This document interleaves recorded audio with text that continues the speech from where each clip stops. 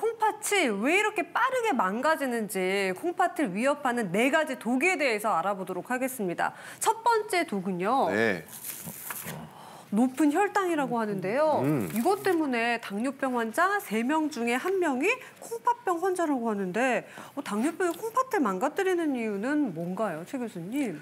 네, 여러분이 당뇨병이랑 콩팥병이랑 연관시키기 힘드시겠지만은 우리나라 이제 투석이나 이식이 필요한 신대초입이 필요한 사람의 50% 이상의 원인이 당뇨병이 원인이 되고 있습니다. 네. 최근 통계에 따른 우리나라 당뇨병 환자 인구가 한 800만 명 되는데요. 그 환자 중에 뭐 3명 중에 1명 정도는 신장 기능이 나쁘다고 만성 콩팥병이 있다고 보시면 됩니다. 그 이유는 혈당이 올라가게 되면 여러 가지 대사성 부산물을 만들게 되고요. 네. 이런 것들이 혈관에 이제 쌓이게 됩니다. 아까 이상호 교수님이 말씀해 주신 것처럼 신장을 크게 보면 이런 혈관 덩어리라 보이는데 이런 부산물들이 혈관에 쌓이게 되고 염증을 일으키게 되면은 이런 사구체들의 기능을 갖다가 떨어뜨리게 됩니다. 그렇게 되면은 여러 가지 문제점이 나타나게 돼서 신장 기능이 이제 망가지게 됩니다. 그렇군요. 자, 아까 우리나라 성인의 7명 중 1명이 만성 콩팥병이고 또 당뇨병 환자 중에 3명 중 1명이니까 정말 주변에 많이 있을 것 같습니다. 그럼요. 계속해서 콩팥 건강을 위협하는 4대 독 두 번째 주범 보겠습니다. 두 번째는요,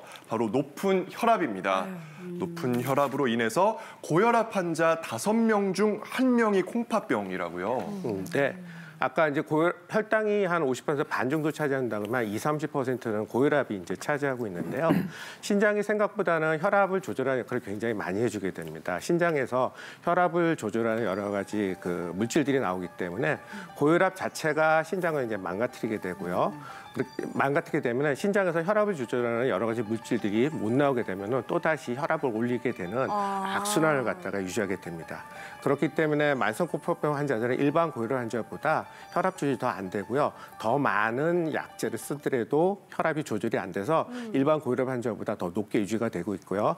한 가지 좋은 예는 신장을 이식하고 나면 다음날 혈압이 조절이 됩니다. 혈압약을 4개, 5개 썼던 환자들이 이식을 하고 나면 좋아지는 걸 봐서는 신장이 굉장히 고혈압에 서로 불가분의 관계를 가지고 있다고 보시면 됩니다. 그렇군요. 높은 혈당과 혈압을 조심하시고요. 또 이어서 이것도 3번째 독이라고 합니다. 네. 뭐냐면 복부 비만인데요. 복부 비만 환자의 콩팥병 위험은 3.8배가 높다고요. 상당한데요. 이건 또 어떤 관련이 있는 건가요, 교수님? 네, 맞습니다. 우리가 이제 방금 전에 고혈압, 당뇨가 이 콩팥 기능을 나쁘게 하는 아주 중요한 독이라고 설명을 해주셨는데 당연히 비만이 되면 혈압 조절도 안 되고 혈당 조절도 잘 되지 않기 때문에 네. 콩팥이 빨리 나빠질 수밖에 없습니다. 근데 이제 뭐 비만 환자들의 복부 사진을 보게 되면 답답할 정도로 이제 지방질들이 이제 콩팥을 싸고 있어요. 아, 이거군요. 예, 그냥 단지 싸고 있어 나빠지는 게 아니고 네. 저렇게 이제 비만이 되면 노폐물이 많이 나와요. 그러네요. 콩팥이 쉽게 지칠 수밖에 없고 콩팥의 혈류량도 늘어나서 쉽게 말해서 콩팥이 쉬지를 못합니다. 또 다른 이유로는 저 지방 조직에서 건강한 지방에서는 건강한 호르몬이 나오지만 저렇게 복부 지방이 심한 분들은 이 염증을 잘 일으키는 여러 가지 물질들이 이제 비만 조직에서 나오게 되고 이런 것들이 콩팥을 더 빨리 나빠지게 한다 이렇게 이해를 하시면 될 것 같습니다. 네, 교수님께서 우리 몸에 필터라고 말씀해 주셨는데 필터에 지방이 끼니까 좋지 않을 수밖에 없겠네요. 그러겠죠. 네, 자 4대 독 4번째 보도록 하겠습니다. 이번에는 약물 오남용입니다. 자, 진통제와 스테로이드를 장복하는 경우라고 하는데 보통 이제 약을 많이 먹으면 간에 안 좋다라고 하는데 콩팥에도 무리가 가는군요.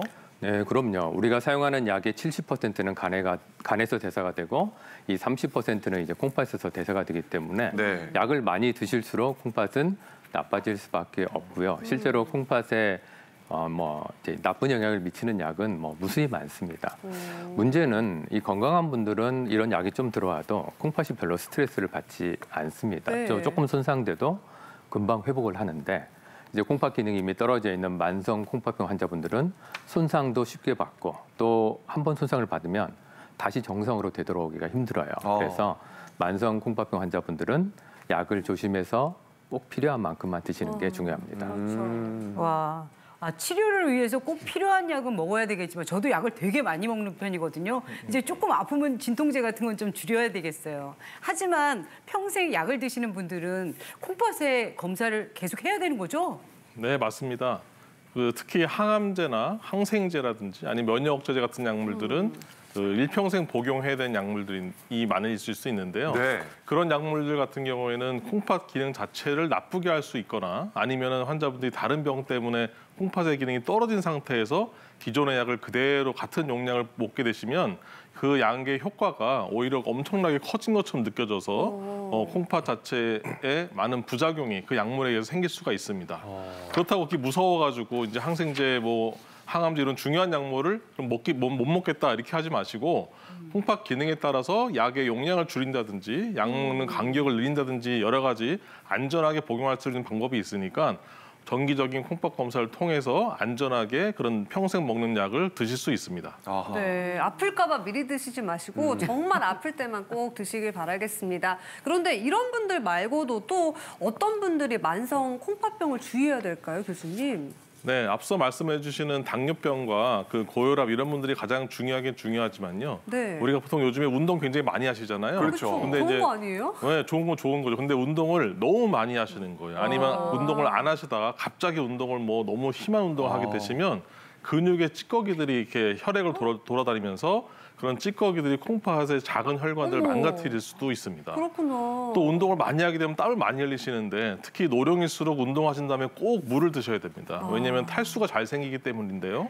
이런 탈수가 된 상태에서 또 운동하신 다음에 허리가 아프다고 진통제를 드시면 또 그 진통제가 보통보다 훨씬 더 콩팥에 악영향을 줄 수가 있습니다. 그렇겠네요. 또 젊은 분들은 이제 사구체 신염이라 그래서 콩팥 자체 단백뇨나 혈뇨가 이렇게 나오는 그런 병들이 있고 또 이런 것들은 면역적인 질환이기 때문에 이런 단백뇨와 혈뇨가 젊은 나이에 자꾸 나온다 이럴 경우에는 반드시 신장내과 전문의와 상의하셔서 그 원인을 찾으셔야지 콩팥의 기능을 보호하실 수 있고 또 누가 여기 이거 좋다 저거 좋다 그래서 건강기능식품 많이 집에 막 쌓아놓고 많이 사서 드실 것 같은데 맞아요. 이런 것들이 또 콩팥에 또 악영향을 주시는 것들이 있기 때문에 너무 많은 종류는 좋지 않습니다. 네.